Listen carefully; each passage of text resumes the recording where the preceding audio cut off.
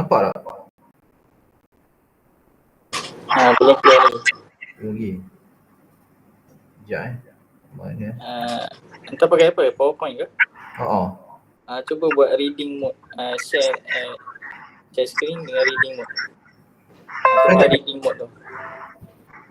Bukan present, tekan reading mode yang macam buku tu. Dia punya dekat sebelah present tu. Macam buku Dekat present. Start presenting. Okay. Itu kat mana? Kat atas Dia present macam tadi je. Cuma tekan ni.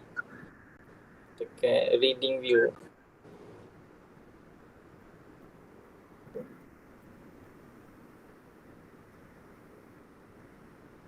Share je screen macam tadi. Okey je? Ni ada? Sekejap. Ada, cuma tekan dekat ni. Sebelah dia tadi dekat arrow tu. Sebelah dia. Itu present. Tekan yang satu lagi sebelah present tu. Sebelah kiri present. Okey betul. Okey. Alright, minta maaf lama tak guna Google Meet. Okay. InsyaAllah okay, tanpa buang masa insyaAllah. Bismillahirrahmanirrahim. Semua GMI kan? Maknanya Nadi beri maklum semua GMI. Okay, insyaAllah. Tak semua GMI. Tak semua UTP berani Jadi Allah, nanti anak edit tambah UTP kat atas. UTP USM. Okay, insyaAllah. Aku terasa pula tak ada UTP kat atas tu. Okay, alright. InsyaAllah. So, bismillahirrahmanirrahim. Malam ni kita akan tengok satu topik lah iaitu dakwah fardiyah. Okay. So, kita mula insyaAllah. So, sebelum kita masuk pada topik dalam lagi Ana just nak tahulah apa kefahaman kalau tak dapat semua orang ke mungkin seorang dua tentang apa itu dakwah. Ada volunteer tak boleh bagi tahu. Tak payah quote ayat Quran tak apa. Tak payah bagi hadis ke kata-kata ulama ke, tapi just nak tahu apa kefahaman apa antum terhadap dakwah. Apa itu dakwah? Ada tak volunteer? Sesi kita ni interaktif sikit tak takut ngantuk lah. Kalau amar ma'ruf nahi munkar, mengajak melakukan kebaikan dan menolak nahi munkar. Okey, amar ma'ruf nahi munkar. Okey, betul tak salah. Okay, mungkin ada lagi beberapa orang. Seorang ke, dua orang ke?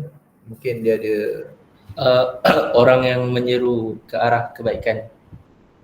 Dakwah tu kata kerja kan?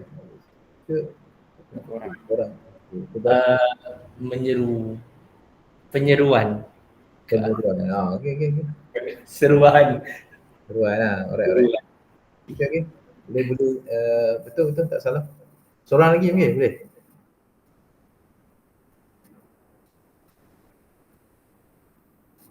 Ke tak ada lah, sama je semua orang. Tak ada Okey, tak apa. So, jazakallahu khair kepada yang memberikan jawapan. Okey, insya-Allah betul lah, tak ada salah pun.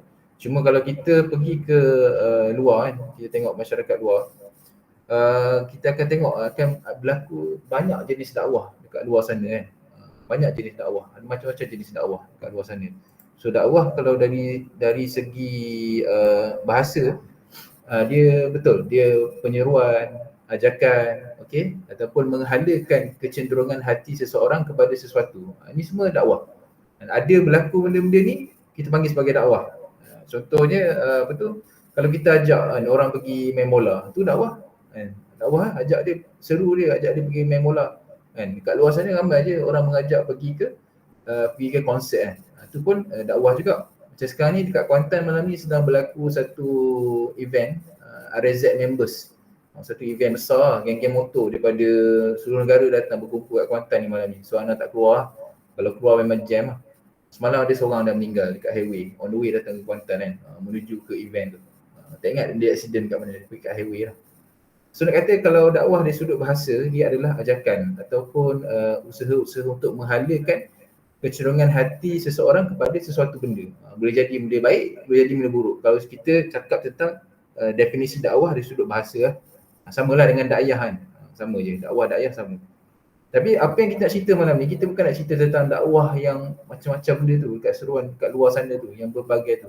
Kita nak fokuskan perbincangan kita insya-Allah, dan Ana pun rasa kita memang berkumpul malam ni adalah kerana kita nak bercerita tentang dakwah Islamiah. Dakwah Islamiah. So bila kita sebut dakwah dari sudut istilah Islam, mungkin maksudnya ajakan ataupun menghalakan kecenderungan hati seseorang kepada Islam. Itu dakwah yang kita faham. Kalau kita tanya orang kat luar, mungkin dakwah ni berbeza lah. Ada yang dakwah kepada motor, dakwah kepada game, dakwah kepada bola. Tapi dakwah yang kita fahami sebagai para duat dekat sini adalah dakwah yang mengajak kepada Islam lah. Ni simple lah. Ni simple. Okay. Okay, dalam surah Al-Fussilat ayat 33, ada boleh tolong tak seorang baca bahasa Arab, seorang baca bahasa Melayu? Nampak tak?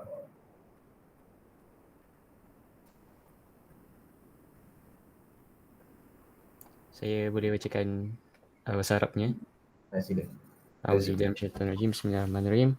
Wa man ahsanu qawlan mimman da'a ila Allahi wa 'amila shalihan wa qala innani minal muslimin. Siapakah yang lebih baik perkataannya daripada orang yang menyeru kepada Allah, mengerjakan amal yang saleh dan berkata sesungguhnya aku termasuk orang-orang yang menyerah diri. Khair kepada pembaca tadi ya. Okey, insya-Allah. Jadi dalam surah Al-Fussilat ayat 33, Allah Taala memberitahu kita lah kan, bahawa antara pekerjaan terbaik yang boleh seorang hamba Allah itu buat adalah kerja menyampaikan inilah apa, dakwah lah, menyampaikan Islam. Itu pekerjaan terbaik. Pekerjaan terbaik bukan doktor, bukan engineer, dan bukan accountant, tetapi pekerjaan sebagai penyeru kepada Allah SWT ataupun kepada Islam. Itu adalah apa yang Allah SWT sebut dalam surah Fussilat ni lah. Okay. So mindset kita kat sini kita clear lah. Pekerjaan dakwah ni adalah satu pekerjaan mulia kan. Selagi mana kita menyeru orang kepada Allah SWT, maka kita sedang membuat pekerjaan terbaik yang Allah SWT dah design kepada manusia insyaAllah. Seterusnya. Okey. Dalam konteks kita masih tak lari membicarakan tentang dakwah Islamiah. Okey, tadi memula kita cerita dakwah tu ada macam-macam, dakwah kepada perkara mungkar, dakwah kepada perkara lara, tapi sekarang kita dah berada dalam konteks dakwah Islamiah. Okey, dakwah kepada Allah Taala, dakwah kepada Islam. Hari ini kita tengok boleh kata ramailah juga orang buat dakwah. Betul tak? Setuju tak? Semua ada Facebook ke semua? Tak ada kan? Facebook. Ada oh ada kan. Ni generasi bila cik. Ada Facebook kan. Twitter, X ada kan? X pun ada kan? Ada. TikTok mesti ada kan semua orang. Nampak muka-muka ada TikTok ni semua ni. Tak ada. Felani mesti ada TikTok kan. Okey. So hari ni kita tengok secara observation kasar lah. Ramai orang buat dakwah hari ni kan. In fact berapa tahun dulu pun ada orang buat dakwah secara kata apa bagi ceramah dekat masjid, ada orang buat dakwah dengan cara sekarang dah ada media sosial kan, dia buat dakwah dekat Facebook, dia buat live, dia buat dia share reels lah benda dekat WhatsApp story, dekat Instagram dia share poster Islamik, dekat X, dekat Twitter dia buat thread cerita pasal Islam. Okay. Dan ada orang buat street dakwah kan, pergi dekat luar bagi risalah pamphlet dekat orang-orang dekat jalanan kan. So ramai orang buat dakwah sebenarnya kan. Tapi masih tidak seramai orang yang menyeru kepada kepada dakwah ataupun dakwah maksiat ataupun kemungkaran lah. Cuma nak kata ramailah orang buat dakwah kan hari ni kan. So kita panggil itu semua sebagai dakwah secara umum lah, secara ammah kan, secara umum. Okey. Nak cerita pasal dakwah memang setiap orang dia akan ada pandangan yang berbeza tentang cara dakwah kan. Ada orang nak dakwah macam ni, ada orang nak dakwah macam tu. Okey. Adakah kita kata salah bila orang tu dia buat dakwah dekat ceramah contohnya, dia bagi ceramah dekat masjid? Salah ke? Tak salah kan, betul kan? Sebab dia still memanggil orang kepada Allah SWT kan. Dia still memanggil orang kepada Islam kan. Unless kalau dia cerita politik je lah kan, daripada A sampai Z, tu lain lah kan. So kita tak kata itu salah lah, buat street dakwah ke, buat posting Facebook ke, itu masih lagi dakwah lah. Cuma kita kata dalam bentuk dakwah umum. dakwah yang general. Okey, yang malam ni kita nak cerita adalah tentang dakwah fardiyah kan. Dakwah fardiyah ni lebih special sikit daripada dakwah umum. Siapa dah baca sikit ataupun ada idea apa beza dakwah umum ammah tu dengan dakwah fardiyah? Dia apa perbezaan dia antaranya? Ada yang boleh beritahu ke? Ke tak pernah dengar? Malam ni baru dengar dakwah fardiyah. Sebelum ni tak pernah terlintas pun kan perkataan dakwah fardiyah ni. Ada tak yang tahu? Yang kat masjid tu, yang penulisan buku semua tu dakwah umum. Dakwah fardiyah ni macam yang Abang Nick cakap tadi, kita dakwah individu macam Rasulullah kepada Abu Bakar, Rasulullah kepada Khadijah. Beza dia apa Firani? Kalau boleh tahu apa perbezaan? Apa keunikan dia lah. Kalau beza ni macam nak gaduh lah kan orang buat dakwah umum. Beza ni kita spesifikkan orang yang macam kita dah select lah orang yang kita nak dakwah tu. Select. Selected mad'u. Kenapa nak select? Sebab kita nak bina tim. Kalau kita buat dakwah umum tu ada yang nak ikut, ada yang tak ikut. Okey lah, macam boleh habis kat sini kot. Betul. Tak ada. Okey, alright. Betul jawapan Firani tu semua dengar kan. So beza antara dakwah umum dan juga dakwah fardiyah ni adalah dari sudut kita boleh buat pemilihan lah. Ataupun kita kata dakwah fardiyah ni dia berfokus. Okey. So dakwah fardiyah dia ada sentuhan individu dekat situ. Kita bagi contoh kan, kalau orang tu dia buat dakwah melalui YouTube kan. Dia buat video YouTube banyak kan.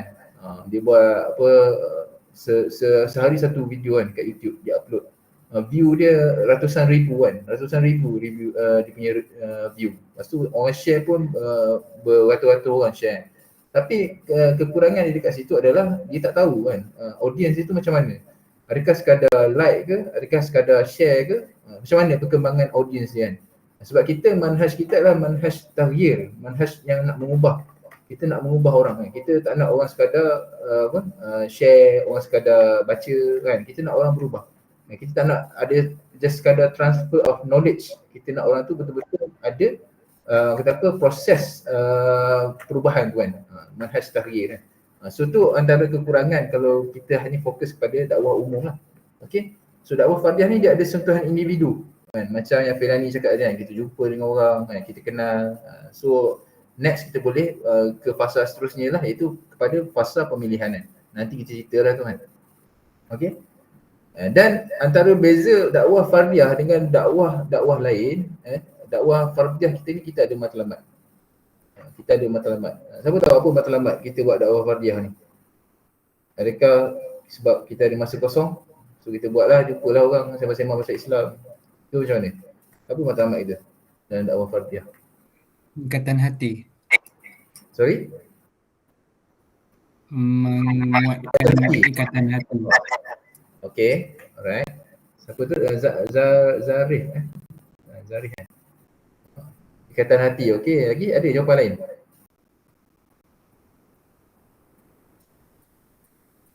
Kita interaksi sikit sebab dah pukul 10 ni biasanya dia akan mula mengantuk.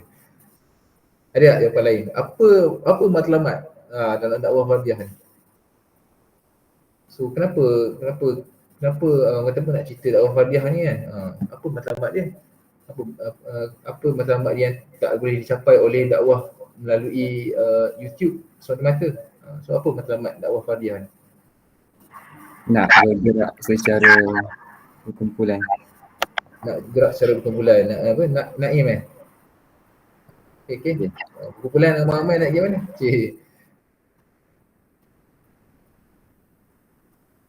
Kita ni sikit. Okey lah jawapan tu. Nak ikatan hati, gerak secara kumpulan. Tapi nak ke mana? Ke tak ada jawapan? Dia awal secara kumpulan. Secara kumpulan lah. Okey, alright, tak apa. Betul, tak salah jawapan Zarif dengan Naib kan, insyaAllah. Cuma itu matlamat yang ni lah, secondary lah kan, dengan hati ni. Matlamat kita dalam dakwah fardiyah adalah kita nak sampai Islam ini menjadi ustazatul alam. menjadi rujukan semua satu dunia kan. So dakwah melalui dakwah fardiah ni bukan dakwah random. Okey, dia bukan macam okey kita contoh kita nak pergi event Rezat tadi kan. Okey, kita pergi lepas tu jumpa orang tiba kita random kan share ayat Al-Quran kat dia. Lepas tu kita tak ada follow up, tak ada apa kan. Just share macam tu je lah. Tu kita caw. Lalu kita kata aku dah berjaya dakwah dia. Ataupun kita share ayat Al-Quran tu, lepas tu dia tersentuh, dia menangis dekat event tu kan. Lepas tu dia kata aku dah berjaya menyampaikan dakwah. Dia menangis saja tu, jaya aku sampaikan dakwah kan. Dah sentuh hati dia dengan ayat Al-Quran tu kan. So itu bukan matlamat dia. Bukan matlamat kepada dakwah fardiah tu. Dakwah fardiah ni kita nak, matlamat kita adalah kita nak in the end mengumpulkan individu-individu yang faham Islam. Bila jadi ramai-ramai, betul kata Naim, kita nak ada dalam grup, tapi kita nak menuju ke mana grup kita ni kan? Adakah sekadar kumpul ramai-ramai dalam satu event? Tidak, tapi grup itu nanti kita nak bawa sampai Islam ni menjadi ustazatul alam, menjadi rujukan satu dunia kan. Ramai-ramai yang faham Islam, so akhirnya Islam tu menjadi rujukan macam yang pernah kita jadi dululah. Okey. Semua familiar dengan term ustazatul alam, familiar SK semua kan. Ke ada yang tak familiar? Saya anggap semua familiar insya-Allah So itu adalah matlamat kita Dia bukan sekadar kata apa, dakwah fardiah ni bukan sekadar aku nak berkenalan dengan dengan mendalam dengan ni kan. Aku nak tahu dia duduk mana, aku nak tahu dia suka makan apa. Itu bukan tujuan. Itu adalah jalan kepada nak mencapai objektif dakwah fardiah. Kita kena faham antara jalan dia dan juga matlamat dia, yang mana satu. So matlamat dia bukan untuk bina hubungan hati secara mendalam, tak, itu jalan dia. Tapi matlamat dia adalah sampai Islam ini menjadi ustazatul alam dengan dakwah fardiah. Okey. So dakwah fardiah ni menurut Syekh Mustafa Masyhur, dia kata lagi efektif berbanding dakwah secara umum, berbanding bagi ceramah dekat surau kan. Kita bagi ceramah tu kita tak tahu pun orang yang datang tu macam mana. Dia dengar ke, dia tidur ke, ataupun dia main phone ke, kita tak tahu. Kita nampak macam ramai yang datang kan. Bila kita share, tapi kita tak tahu tahap kefahaman dia. Tapi bila kita buat dakwah fardiah, kita boleh assess kefahaman dia. Adik ni faham ke tak apa yang kita cakap tadi. Sebab kita ada follow up dan kita akan hidup dengan dia lepas tu. So menurut Syekh Mustafa Masyhur, dakwah fardiah lagi efektif untuk meramaikan orang-orang yang faham Islam berbanding dengan buat dakwah umum. Walaupun rasa ramai, tapi kata apa, cara nak nilai, cara nak evaluate tu dia susah sikit kalau buat dakwah umum. Okey? Boleh setakat ni Okey, kita ke seterusnya. Okey, bila kita dah faham dakwah fardiah itu macam mana dan apakah matlamat dakwah fardiah itu, maka kita akan masuk kepada marhalah dia. Macam mana jalan-jalan dia, macam mana step-step dia untuk kita buat dakwah fardiah. Okey?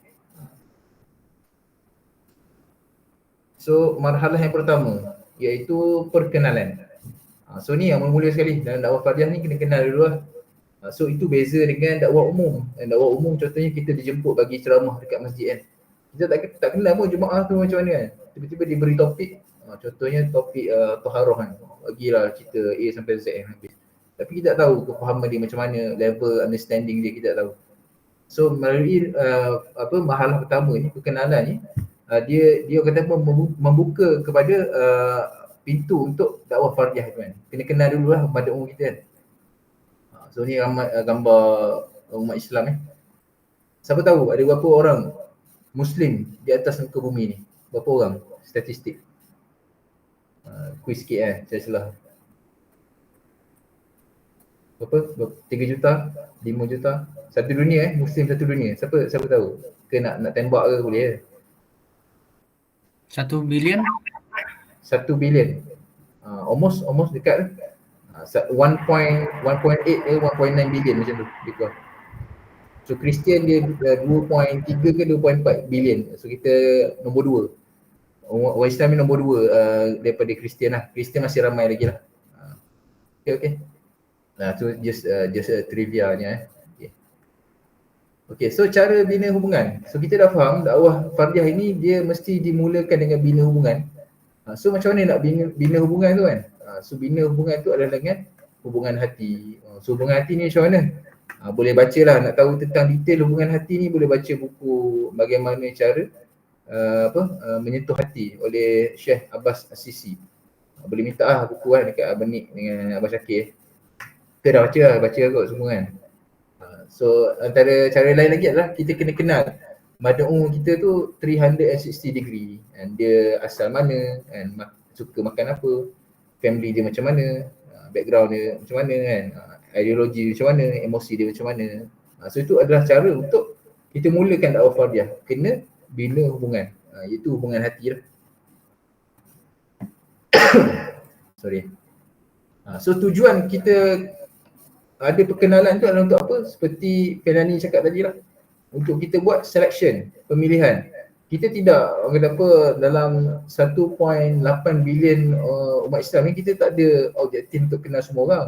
Dan itu akan membazirkan tenaga kita. Kita tak ada nak pergi, kena ambil detail biodata setiap orang kan. Kita sebagai orang Islam kena kenal semua orang kan, 1.8 bilion. Tak. Tapi kita akan cuba kenal seramai mungkin untuk kita ni buat pemilihan. Sebab tidak semua daripada ratusan ataupun ribuan orang yang kita kenal tu dia ada potensi untuk bawa Islam kan. Tidak semuanya orang yang kita kenal tu dia ada kualiti. Minta maaf cakap, tapi memang macam tu. So macam antum lah yang ada kat sini ni, insya-Allah kan, semuanya yang cream of the cream lah kan. So tak semua orang yang kita jumpa tu dia ada potensi. So sebab tu kita kena buat pemilihan. So ini selari dengan hadis daripada Abdullah bin Umar radhiyallahu anhu. Dia berkata Rasulullah SAW bersabda, sesungguhnya manusia seperti unta sebanyak 100, dan hampir-hampir tidak engkau dapatkan di antara unta-unta tersebut seekor pun yang layak untuk ditunggangi ataupun disebut sebagai unta rahilah. Rahilah ni maksudnya unta yang fit lah, fit untuk travel jauh, dan unta yang tangkas, yang energetik.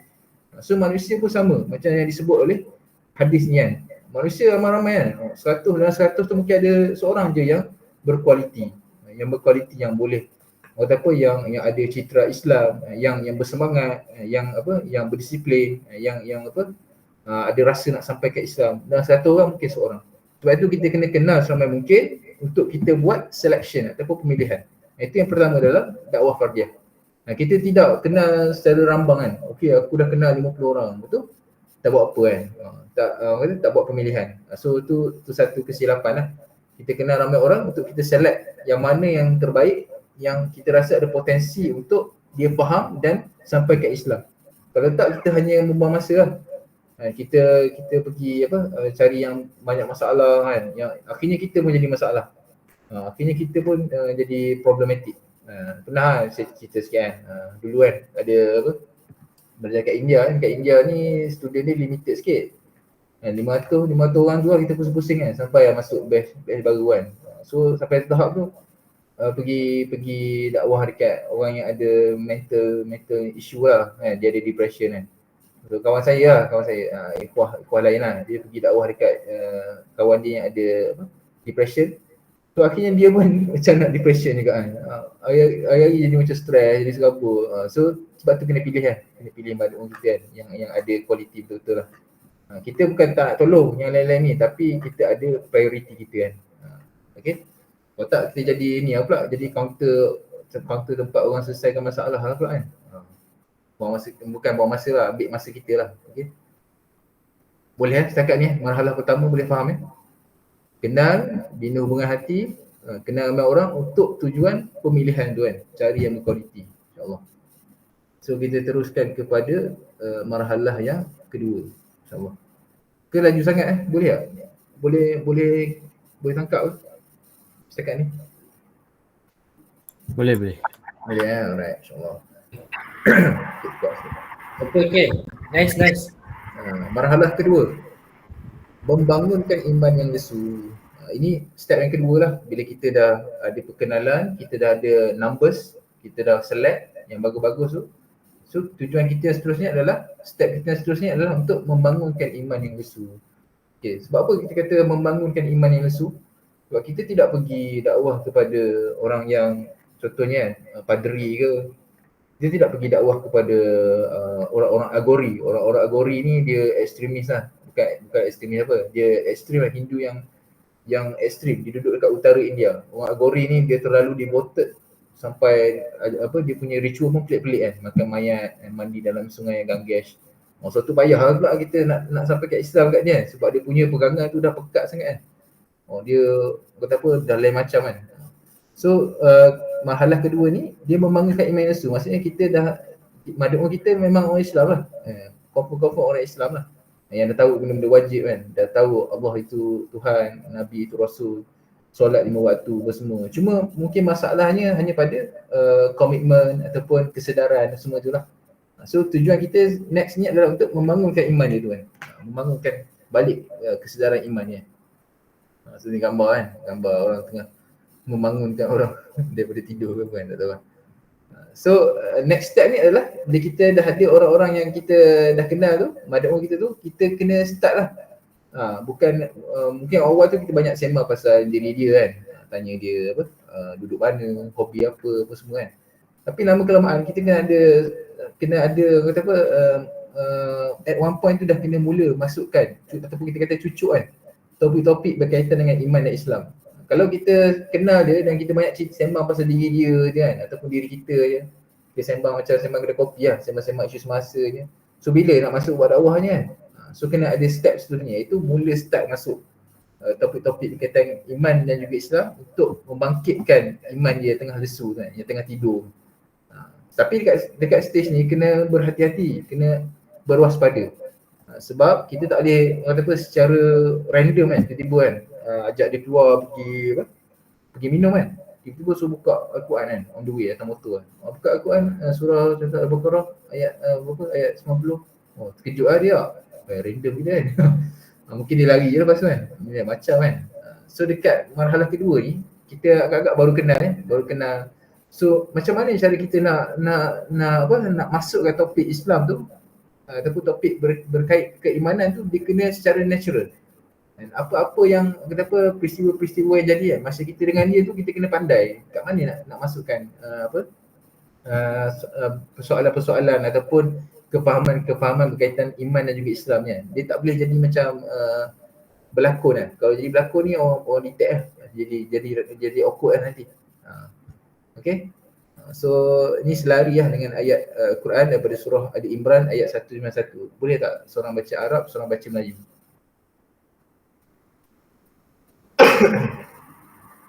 Bismillahirrahmanirrahim. الذين يذكرون الله قياما وقعودا وعلى جنوبهم ويتفكرون في خلق السماوات والأرض ربنا ما خلقت هذا باطلا سبحانك فقنا عذاب النار. Melayu? Iaitu orang-orang yang mengingat Allah sambil berdiri atau duduk atau dalam keadaan berbaring dan mereka memikirkan tentang penciptaan langit dan bumi seraya berkata, Ya Tuhan kami, tiadalah Engkau menciptakan ini dengan sia-sia, Maha suci Engkau, maka peliharalah kami dari siksa neraka. Okey, jazakallahu khair kepada para pembaca. Okey. So ayat ni Allah SWT nyatakan kepada kita kan, itu ada sekumpulan orang beriman yang mana mereka ini mengingati Allah SWT dalam keadaan berdiri dan atau duduk ataupun dalam keadaan berbaring dan mereka ini memikirkan tentang penciptaan langit dan bumi kan. So mereka ini ingat Allah SWT dalam keadaan berdiri, duduk, baring kan. So ayat ni kalau orang awam kan dia baca kan, dia mungkin akan macam shock sikit lah. Dia ingatkan nak ingat Allah ni dalam masjid je kan, ataupun ingatkan nak ingat Allah ni dekat dalam ceramah je kan. Tapi sebenarnya mengingati Allah Taala ataupun zikrullah ni di mana-mana je lah sebenarnya kan. So ayat ini memberi satu signal, satu kefahaman kepada kita bahawasanya dakwah fardiyah itu perlu dilakukan dalam keadaan yang dekat luar dan dekat mana-mana sajalah, di mana saja, tak kira masa kan. Boleh berlaku anytime, anywhere. Cuma peringkat awal macam saya kata tadi, kita kena pastikan benda tu berlaku secara natural. Mungkin tak perlu nak quote ayat Quran lagi kan. Kalau dia macam baru-baru lagi kan, kita mungkin boleh share kefahaman ayat Quran saja dengan dia kan. Bila berlaku satu peristiwa ke, contoh bawa dia keluar kan, kita bawa kawan kita ni keluar ke taman kan, nampak burung terbang kan. Boleh cerita sikit tentang macam mana burung ni terbang kan, dalam surah Al-Mulk ada cerita kan, apa tu tentang burung terbang dan sebagainya. Ni cuba relatekan lah. Mungkin tak perlu kuat ayat Quran ke apa ke, berdasarkan kata apa, kreativiti masing-masing lah. Cuma the point is, dalam marhalah kedua ni, dia tidak boleh berlaku secara mengejut ataupun macam seolah macam kaku. Dia akan jadi pelik. Sebab pada umum kita tu baru je nak faham Islam. Okey, boleh kat situ. Seterusnya insya-Allah. Marhalah yang ketiga, membantu memperbaiki diri. Okey. Hello. Hello. Boleh ke? Hello. Dengar ke? Okay, saya ada soalan. Soalan okey. Okay. Ada 3 soalan. Soalan kecil. Okey. Okay, first tengok balik marhalah first tu. Selalunya berapa lama kita nak spend time untuk kenal orang tu sebelum kita rasa dia orang layak untuk proceed ke next stage. And then yang cucuk benda yang berkaitan Islam tu, kita cucuk orang yang kita dah select ke masih secara umum. Lepas tu yang ketiga, macam mana kalau dia orang ni nampak terlalu uninterested dengan apa-apa perbualan berkenaan Al-Quran ke apa? Okey, habis dah soalan ni. Soalan ni dulu. Okey, jazakallahu khair kepada Firani atas soalan-soalan tu Soalan pertama, berapa lama perkenalan Berapa lama perkenalan, sebenarnya kata apa? Dia ikut kepada ni lah, kepada kita punya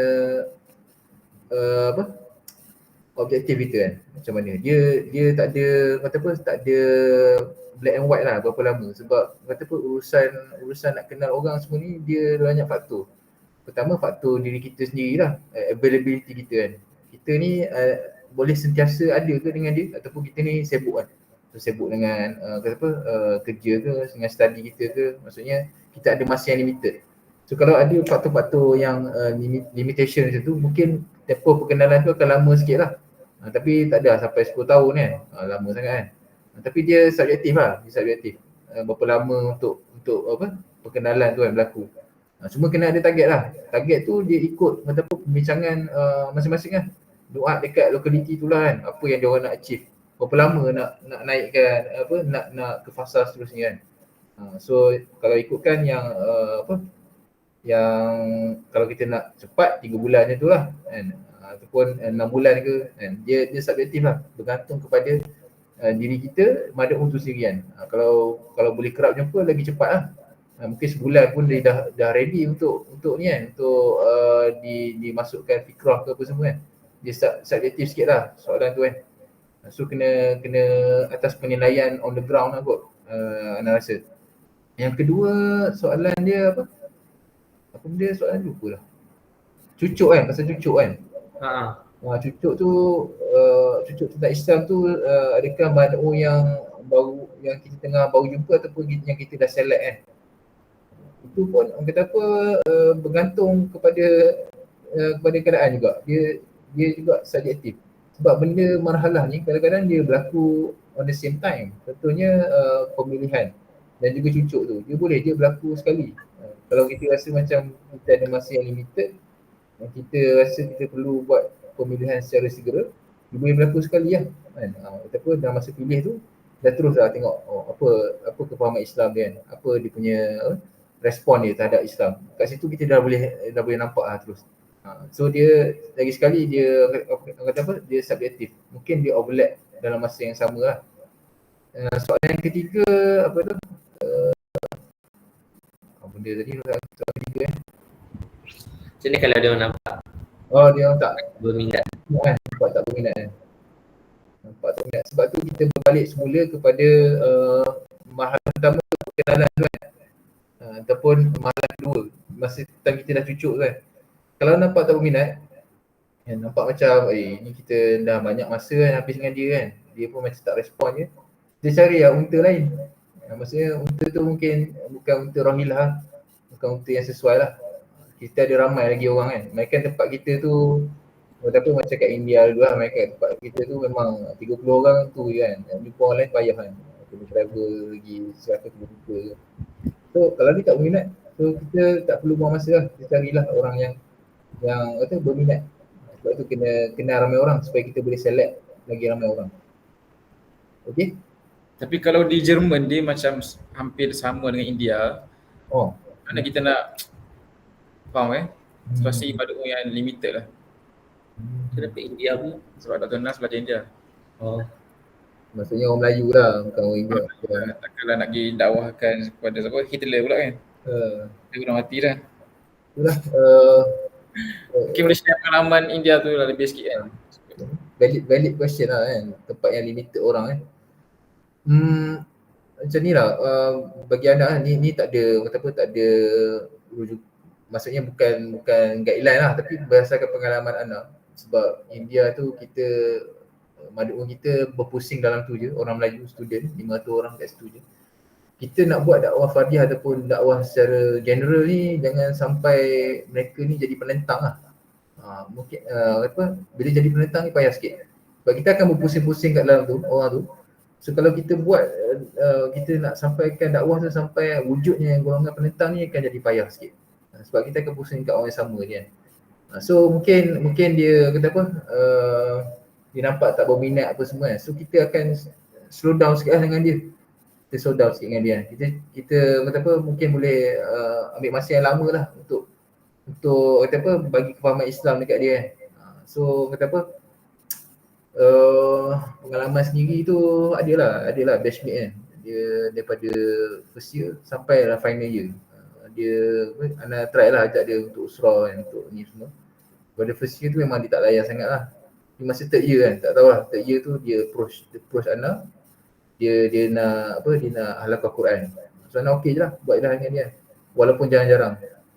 So sampai sekarang dia masih, dia tak, mungkin dah tak ada halaqah Quran, tapi apa-apa dia akan tanya Ana lah. Apa-apa pendapat ke, apa ke, nasihat ke.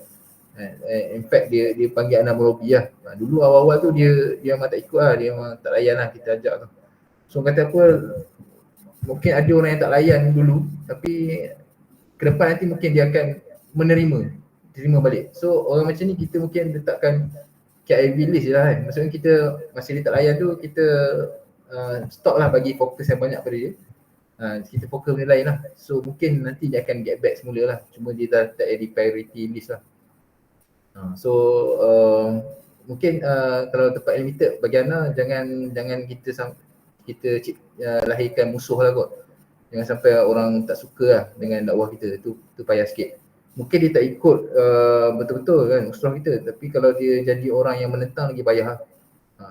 Mungkin dia tak ikut tapi dia respect kita, dia tahu apa kita bawa. Tu pun Ana rasa dah okey lah untuk tempat yang ada limited mad'u lah bagi Ana lah. Sebab nanti bila balik Malaysia, lapangan tu lagi luas lah. Jerman berapa tahun Jerman 5 tahun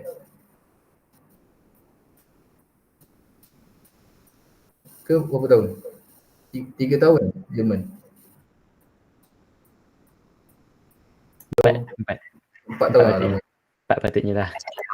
So berapa student memang dekat tu je lah kan. Maksudnya berapa orang total lah student biasanya satu U?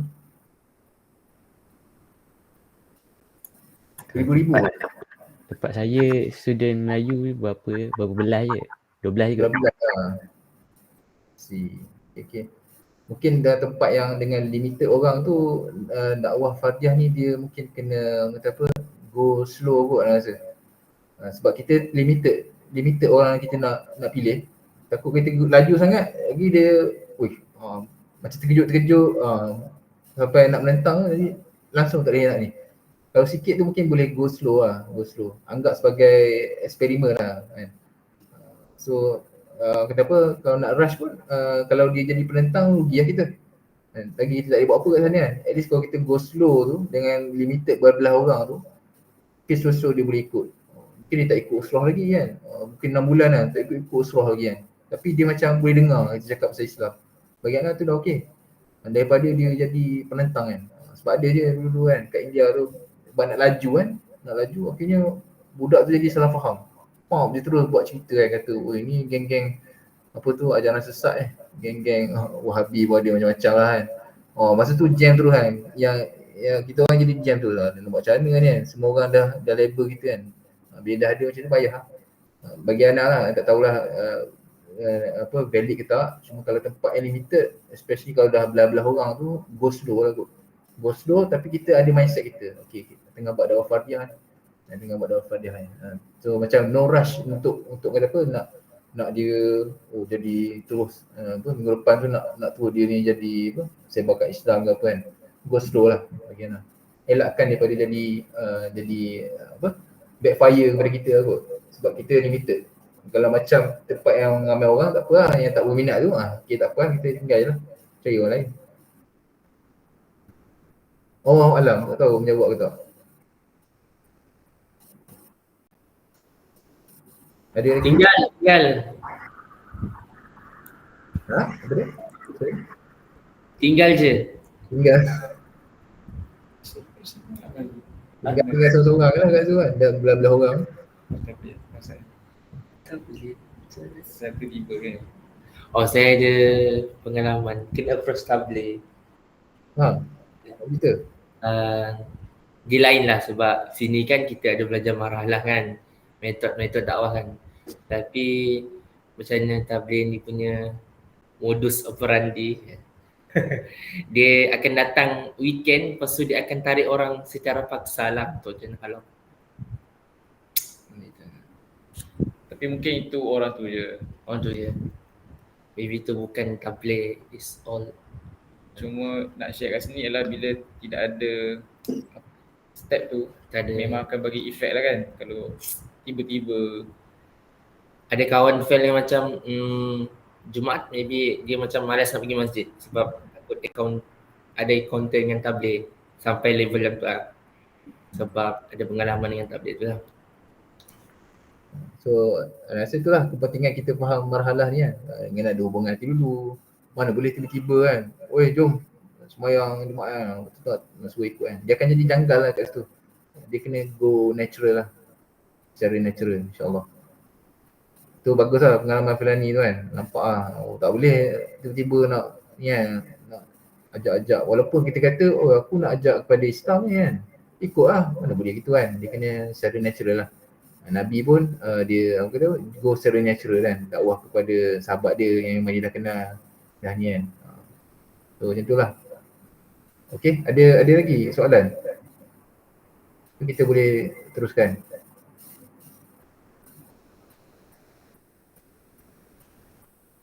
Ada Okay, insyaAllah kita teruskan ke marhalah ketiga. Bila kita dah buat selection, kita dah membangkitkan keimanan kepada mad'u kita tu. So seterusnya langkah kita adalah membantu dia untuk memperbaiki diri.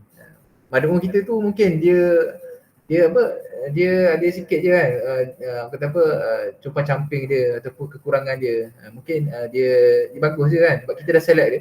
So dia bagus lah kan, insyaAllah. Mungkin dia sekurang dari sudut nak sembahyang awal waktu ke, ataupun kurang dari sudut bacaan Quran ke apa ke, puasa ke. So kita kena kata apa, top up kat situ lah, bantu dia baiki diri dia kat situ lah kan. Maksudnya bukanlah orang yang teruk sangat kan langsung tak sembahyang ke, tu lain cerita lah. Yang tu akan ambil masa lama lagi lah. Tapi kita select yang kita kata tadi, kita select yang dah bagus kan. So tinggal sikit je lah lagi kan benda-benda yang kita nak bantu dia tu kan. So kat sini kena actively lah bersama dengan mad'u tu. Tak boleh kita bagi arahan je. Okey, pergilah sembahyang kan. Pergilah baca Quran. Tapi kita kena bersama dengan dia. Keyword dia kat situ adalah kena bersama lah. Okay, examples, contoh-contoh kan. Ajak solat Jumaat ataupun pergi ceramah. Okay, nak ajak pergi ceramah kan. Rasa kat Jerman tak ada lah kot kan ceramah kan. Ni kat Malaysia lah kot. Ajak pergi ceramah pun kena pilih lah kan. Tengok lah orang yang pergi ceramah tu kan macam mana. Kang menyanyi ke apa pula kan. Maulah ke apa tak tahu kan. Kena bijak lah kat situ kan. Okay. And then boleh bagi buku. Dalam masa yang sama kita bagi buku-buku agama, buku-buku fikrah yang ada kefahaman Islam dekat dia. Itu pun boleh top up dia punya kefahaman ataupun boleh bantu dia untuk baiki diri dia. Okay. And then boleh ajar dia doa-doa ke, hukum-hukum yang simple-simple kan. Dari sudut akidah ataupun fiqh. Okay. Semua benda ni akan kita boleh bantu dia lah kan. Okay. So Ana ada cerita lah kan dulu. Usrah ni sebenarnya exposure dia zaman sekolah menengah lagi lah. Okay. Masa tu ikut je lah usrah sebab kat sekolah kan ada diwajibkan usrah. Cuma Ana terkesan lah dengan murabi sekolah rendah dulu ni. Sekolah menengah dulu dia ajar Ana tasbih kifarah sebab mungkin dia nampak Ana tak baca kot lepas habis usrah. Jadi dia approach, dia kata nak tak abang ajar ni baca ni tasbih kifarah. So masa tu wow, rasa respect gila kat dia sebab dia bantu kita kan, bantu kita tambah ilmu kan. So sebenarnya kata apa benda-benda macam tu kan, as simple as doa apa semua tu pun mungkin banyak orang kita appreciate lah sebab mungkin dia orang memang tak tahu. So bila kita ajar dia akan appreciate lah. Lagi kata apa menguatkan hubungan hati tu lah. Dia akan mula nampak kita sebagai murabi, sebagai syekh ke apa ke, sebagai bapa. Alright.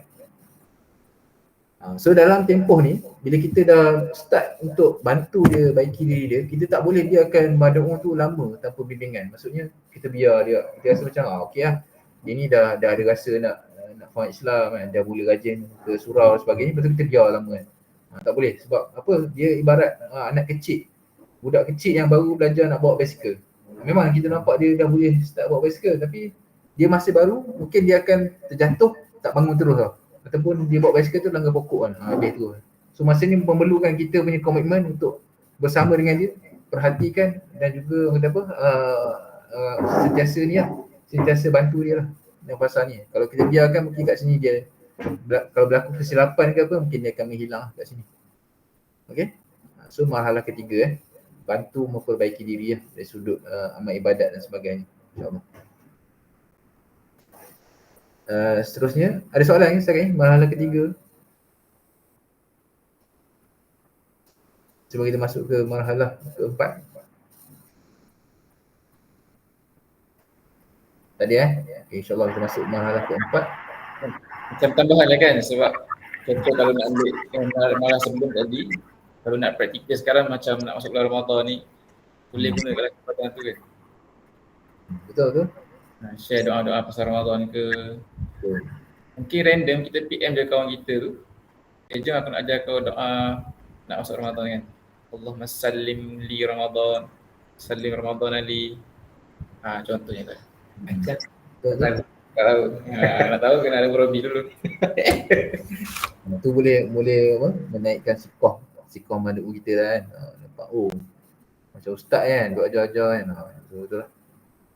Seterusnya marhalah keempat kat sini bila mad'u kita tu tadi kita nampak dia dah ada usaha untuk baiki diri, dah ada kesedaran Islam, rasa membuat-buat nak buat Islam kan.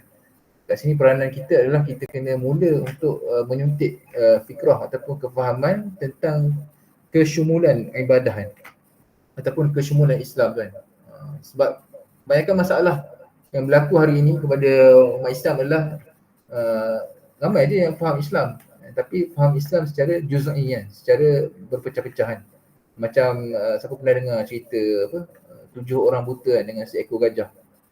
Orang yang pegang kaki gajah dia kata gajah ni macam tiang kan. Orang yang pegang belalai gajah dia kata gajah ni macam ular. Orang yang pegang telinga gajah dia kata gajah ni macam kipas lah apalah kan.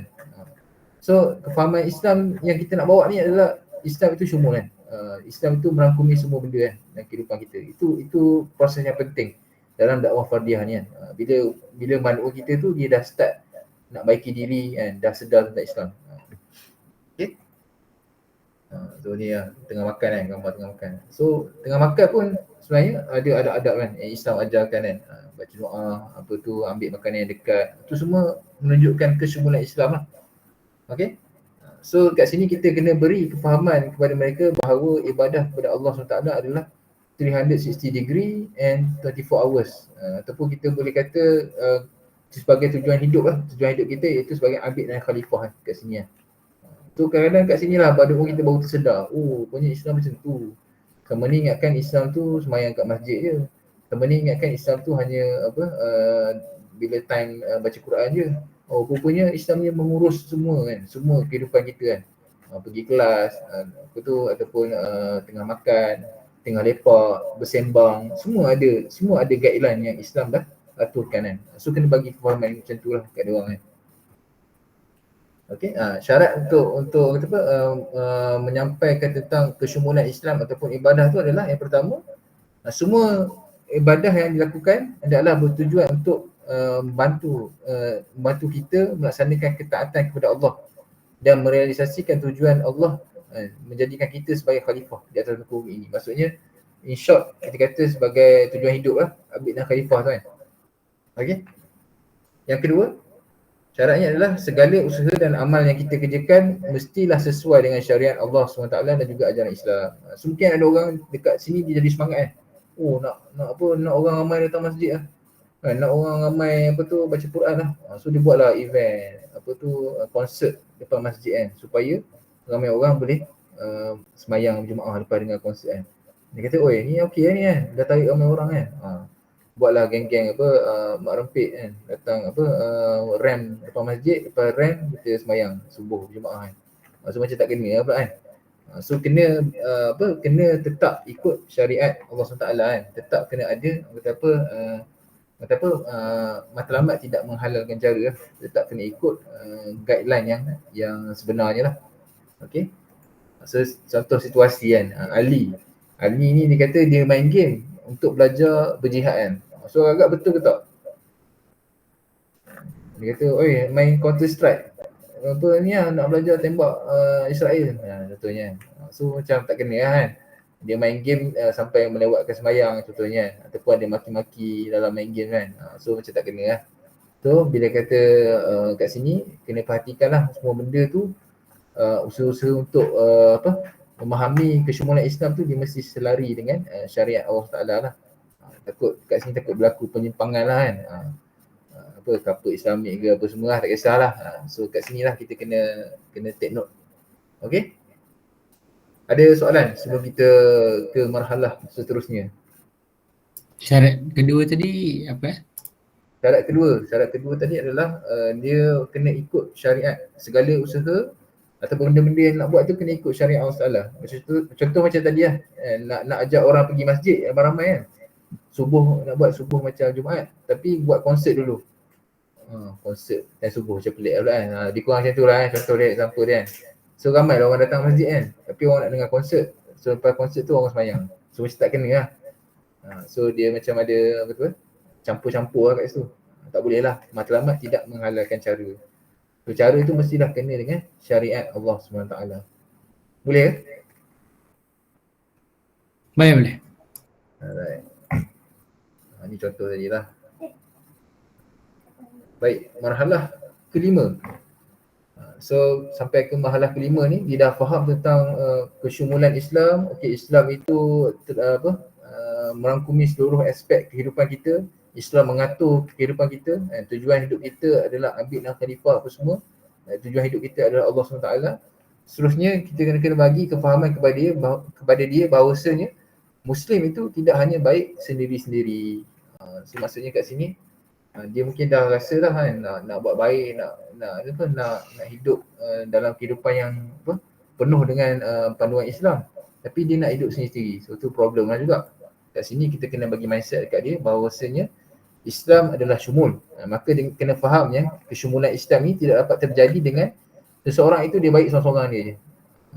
Sebab nak jadikan satu sistem kan, contohnya sistem perundangan ke apa semua kan, mana boleh seorang-seorang kan. Contoh hakim tu je kan, dia hakim tu saja yang beriltizam dengan Islam kan. Dia lah yang nak jadi nak follow betul-betul Al-Quran kata apa kan, hadis kata apa kan, ijma' ulama' kata apa. Tapi orang lain semua dalam mahkamah tu tak nak follow Islam, tak adil juga. So dia kena ada usaha kolektif lah dengan orang lain juga kan. So firman Allah SWT surah Al-Baqarah ayat 193 kan, sehingga tidak ada lagi fitnah dan sehingga agama itu hanya untuk Allah semata-mata. Maksudnya sampailah usaha dakwah itu mestilah sampai tidak ada lagi fitnah kan, ataupun halangan-halangan untuk Islam itu menjadi tertegak kan. Untuk Islam, orang melihat Islam itu sebagai jelas. Maksudnya tak ada sampai tahap macam tu lah. So dakwah Islamiah ataupun dakwah Fardiyah ni kena sampai tahap macam tu. Contoh kesyumulan Islam macam tadi lah, sistem perundangan. Sepatutnya sistem perundangan kena 100% Islam lah. Ataupun perubatan sama juga. kena 100% Islam kan. Muamalat semua kena ambil daripada Islam. Hari ni masih belum lagi lah. Mungkin lambat lagi lah, wallahualam kan. So kena ada mindset macam tu lah. Maksudnya kat sini mindsetnya adalah dia kena faham yang dia tidak boleh baik sendiri-sendiri lah. Walaupun dia rasa nak buat nak ikut cara hidup Islam, tapi tak boleh seorang-seorang. Sebab takkan tertegak kesyumulan Islam itu dengan hanya dia buat seorang-seorang. So mindset baik sendiri-sendiri ni bahayalah. Sabda Nabi SAW, barang siapa yang tidak mempedulikan urusan muslimin, maka dia bukanlah dari mereka. So kena ada mindset, dia tak boleh seorang-seorang. Dia kena baik secara kolektif. Okey, ada soalan lagi setakat ni?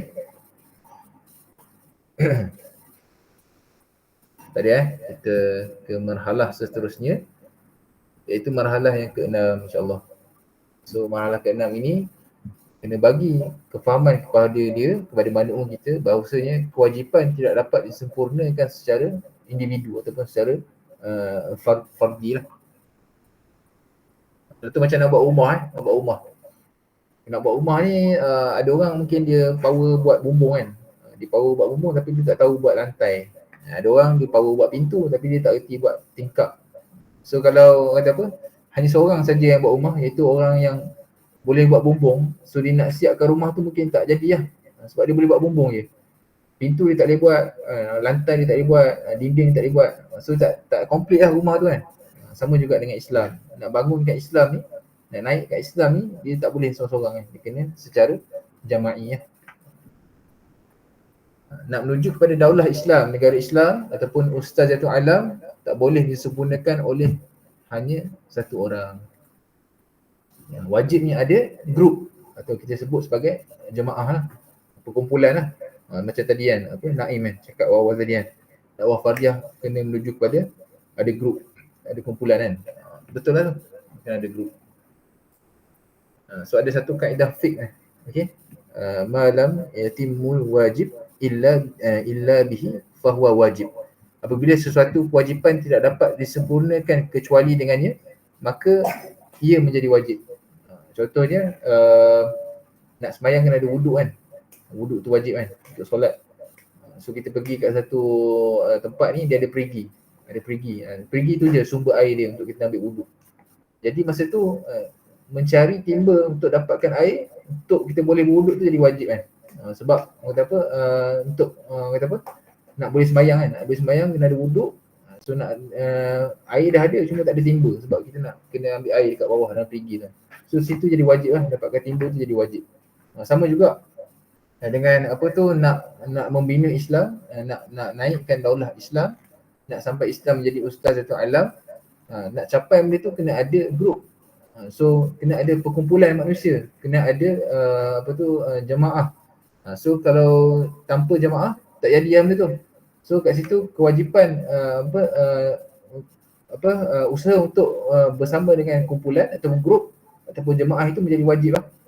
Sebab tidak dapat terlaksana sebuah daulah ataupun sebuah Islam tu menjadi ustaz alam tanpa adanya perkumpulan manusia yang mempunyai ideologi yang sama lah ataupun misi yang sama kan.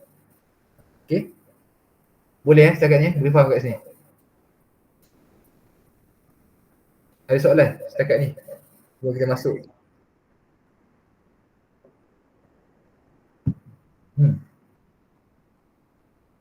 Oh, okey. Apa tu, nak solat kena ada wuduk kan? Mengikut kaedah fiqh ni lah. Nak solat kena ada wuduk, wajib ada wuduk. So kita solat kat satu surau ni, dia ada perigi kan? Ada perigi, ada air dalam tu kan? So mencari timba untuk ambil air tu untuk kita boleh berwuduk, bagi membolehkan kita solat, dia jadi wajib lah. Sebab nak bolehkan kita berwuduk. Boleh faham?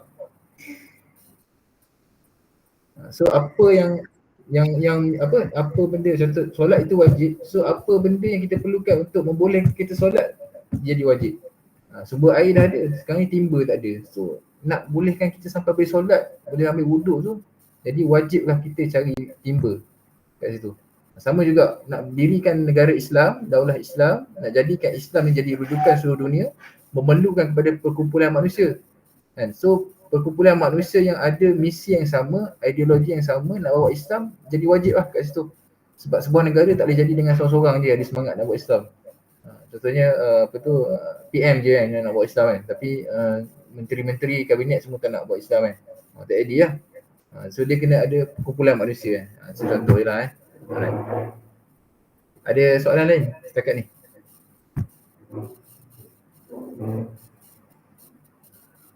Tak ada Kalau tak ada kita ke seterusnya insyaAllah. Sebelum kita masuk kepada marhalah yang terakhir, insyaAllah kita bukanlah nak kata break kan, tapi kita unwind sikit lah dengan satu cerita satu kisah, buah cerita rekaan insyaAllah. Ada seorang lelaki yang nama dia Abu. Dia bekerja sebagai barista kopi. So Abu ni dia belajar dengan seorang senior barista. Senior ni tak tahu kan dulu senior ni dia kerja dekat kedai mana, dekat kafe mana. Tapi senior ni ajar Abu cara buat kopi yang betul. Cara tepat untuk buat kopi kan. Iaitu Abu belajar cara betul buat kopi adalah mula kena masukkan susu dulu. Lepas tu letak kopi, baru letak air panas. Baru jadi kopi yang sebenar, baru jadi kopi yang sedap. So Abu ni belajarlah dengan barista senior tadi kan. So dia dapat cara yang betul untuk buat kopi kan. Kopi jadi sedap lah. Jadi sedap, jadi orang apa, memang jadi best lah. So Abu ni dia rasa dia nak bagi kopi dia ni boleh dirasai oleh ramai orang lagi kan kat luar sana. Sebab sekarang ni dia buat kopi kat rumah dia. Dia bancuh, dia minum sendiri kan. So dia nak orang kat luar tu rasa kopi yang sebenar ni kan. So dia terfikirlah kalau nak orang kat luar rasa kopi dia, dia mestilah kena cari tempat kan untuk bekerja sebagai barista.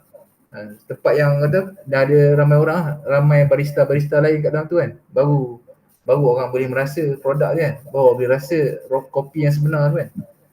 Tapi chef dia tadi ni, dia punya barista sini tak beritahu kan dia daripada kafe mana. Problem juga kan dia punya ni kan. Chef dia kan, tak apalah. So Abu ni dia cari lah kan. Dia nak kerja kat kafe mana yang dia boleh buat kopi dia ni. Nak bagi orang kat luar sana rasa kopi dia ni. Dia tengok dia pergi Starbucks. Mula dia pergi Starbucks. Lepas tu dia terus reject lah sebab Starbucks ni ada share dengan Israel kan. Dia tak jadi lah kerja Starbucks. Dia pergi kat kedai kopi lain kan. Dia pergi dekat Richiamo. Ni rekaan dia. Dia apply kerja kat Richiamo, dia tengok cara barista Richiamo buat kopi lain sikit. Dia orang buat masuk air dulu, letak kopi baru letak susu. Lepas tu jadi kurang sedap sikit.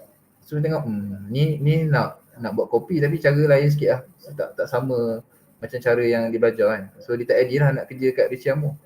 So dia pergilah ke kedai kopi lain, kedai kopi Pak Abu kan. Kedai kopi Pak Abu ni ajar cara yang sama kan. Cara yang betul tu kan. Iaitu letak susu dulu, letak kopi, lepas tu baru letak air panas. Jadilah kopi yang sedap.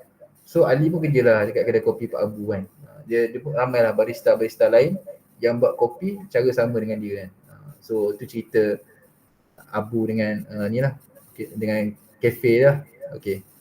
Ada yang faham ke cerita ni? Ke tak faham apa benda kan? Kopi lah benda. Boleh faham tak cerita ni? Ke blur benda cerita ni kan? Macam pelik cerita ni. Dapat tangkap kan? Setakat ni faham lagi kot. Apa yang Haziq faham daripada cerita? Dia tengah cari kedai yang sama cara dia buat kopi. Macam tu lah. Kalau dia kerja kat kedai yang lain yang buat lain. Itu sampai situ je lah saya faham. Alright. Okay, tak apa. InsyaAllah kita akan pergi ke marhalah yang terakhir insyaAllah. Mungkin kita akan nampak lah cerita Abu ni. Marhalah yang ketujuh adalah pemilihan grup lah. Jamaah ataupun kumpulan dia. So kat sini isunya adalah dekat luar sana terdapat banyak jemaah lah yang kata nak bawa Islam kan. Nak sampai ke Islam dan sebagainya. Okay. Even ISIS pun at one point kata nak bawa Islam kan. Jadi satu fitnah lah kan ISIS dulu. Siapa tahu ISIS? Senyap dah ISIS kan. Lepas COVID senyap terus ISIS. Okay. Alright. Cuma baru ni jadi dia tiba-tiba buat keluar statement dia lawan Hamas. Lagilah kantor kan. ISIS tu sebenarnya adalah ciptaan Yahudi kan. So tak ada isu lain lah. Okay. So isunya adalah untuk orang yang yang nak dah faham Islam, nak bawa Islam kan, nak menuju kepada Ustaz Alam ni, dia akan berlaku ini untuk mad'u kita lah untuk yang ada kat sini malam ni insya-Allah dah clear kan. Ni untuk mad'u kita. Dia akan menghadapi satu pertemuan insya-Allah kan. Kalau ada banyak perkumpulan lah dekat tempat tu kan. Tapi kalau tak ada perkumpulan, alhamdulillah kan, okey je. Iaitu pertemuan antara dia nak pilih grup mana yang dia nak ikut untuk dia melaksanakan tadilah buat daulah Islam, nak jadikan Islam Ustaz Alam, nak bergerak sebagai grup. Kalau berlaku dekat tempat yang banyak perkumpulan, dia akan ada isu lah. So pemilihan grup kan untuk beramal menurut Syekh Mustafa Masyur, antaranya adalah pertama sekali perkumpulan ataupun jemaah itu mestilah mengikut jalan Rasulullah SAW. So kita tengok dalam sirah Nabi SAW, dia bermula dengan apa? Dengan dakwah fardiyah kan. Dia dapat wahyu daripada Gua Hira, kemudian dia approach isteri dia approach sahabat baik dia Abu Bakar, dan berlakulah apa yang berlaku kan, Islam tersebar kan. Yang kedua, cara Rasulullah ni, cara yang very, cara dakwah Nabi SAW ni sangat-sangat natural lah. Sangat-sangat mengikut tabiat manusia lah. Tapi kalau ada setengah kumpulan tu, tiba-tiba dia kata nak buat Islam, tapi contohnya dia nak bangunkan Islam tu melalui mimpi. So tu lain macam lah. Nabi tak buat macam tu kan. So kita tahu lah automatically kumpulan ni tidak tergolong lah. Maksudnya kita tak perlu fikirlah tentang nak bersama dengan grup tu. Okey, yang kedua adalah menjadikan tarbiyah sebagai agenda utama. Kalau dalam buku Dakwah Fardiyah tu, Syekh Mustafa Masyur kata perkumpulan yang mad'u kita pilih nak follow ni, dia mesti menjadikan tarbiyah sebagai agenda utama dia, iaitu proses pembinaan akidah. Itu haruslah menjadi dia punya main business, core business dia kan.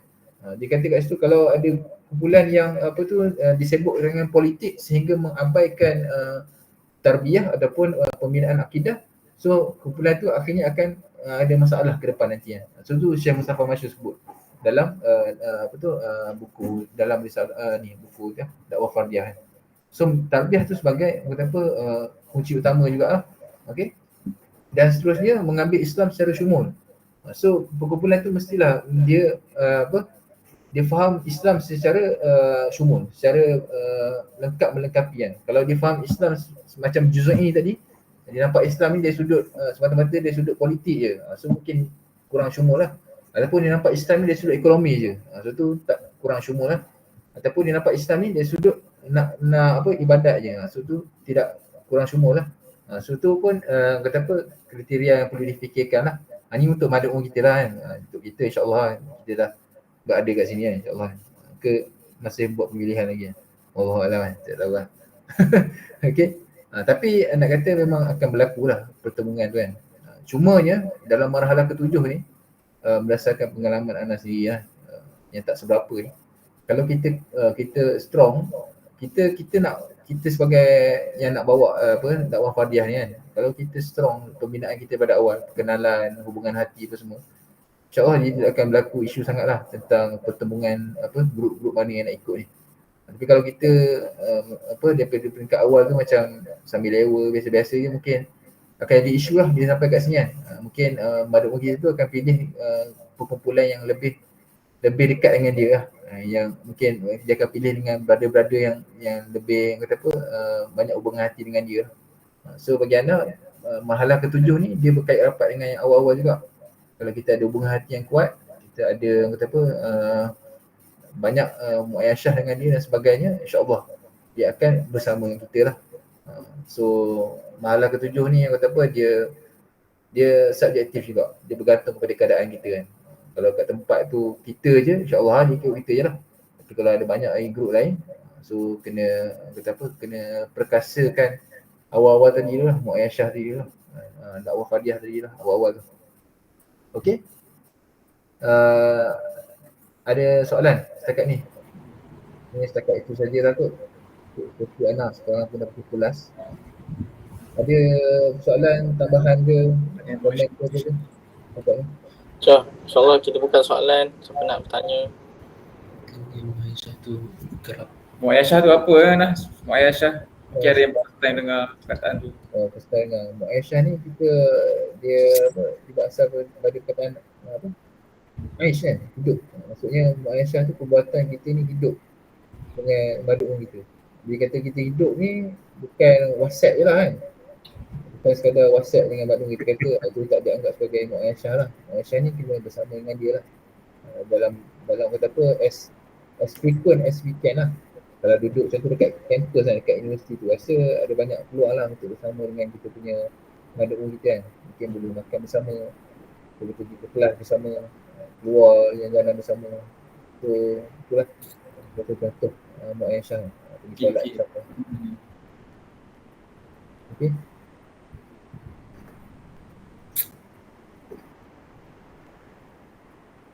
Ada lagi ke soalan?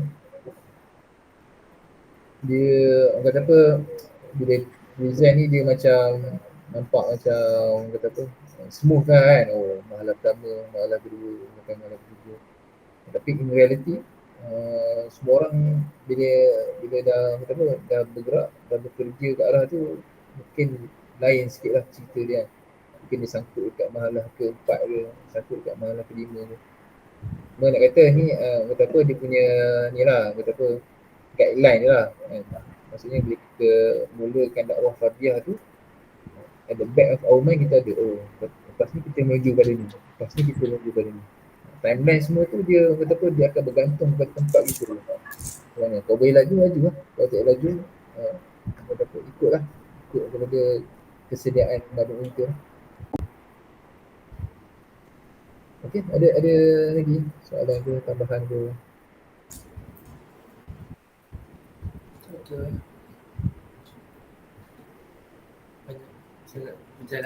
Dekat Jerman semua U lain-lain kan?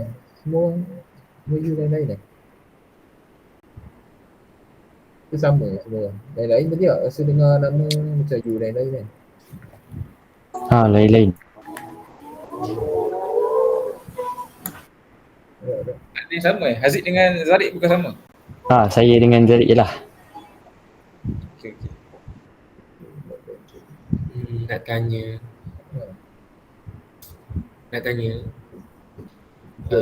okay, Mustafa Masrur ni kan Ikhwan. Kenapa dia terletak terus pilih Ikhwan non-Muslimin? Kenapa dia suka kena pilih jemaah? Kalau dalam buku tu dia sebut dia sebut Ikhwan Muslimin kat ujung-ujung. Cuma time dia kita kena faham masa zaman-zaman dia memang betapa perkumpulan ataupun jemaah yang bawa ideologi Hassan al-Banna ni memang dia orang je lah.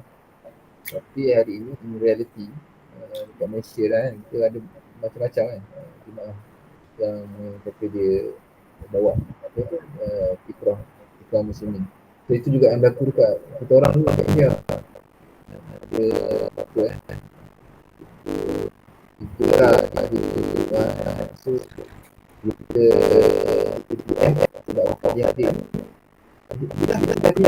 select yang tu group lain ada buka juga dia pagi tu aku lagi tengok tang aku bawa adik mana group lain akhirnya ada okey kita ikut mana. So itulah kita punya ada lah dekat lapangan sebenarnya kan. Betul-betul ni bukan sampai dia pagi-pagi lah.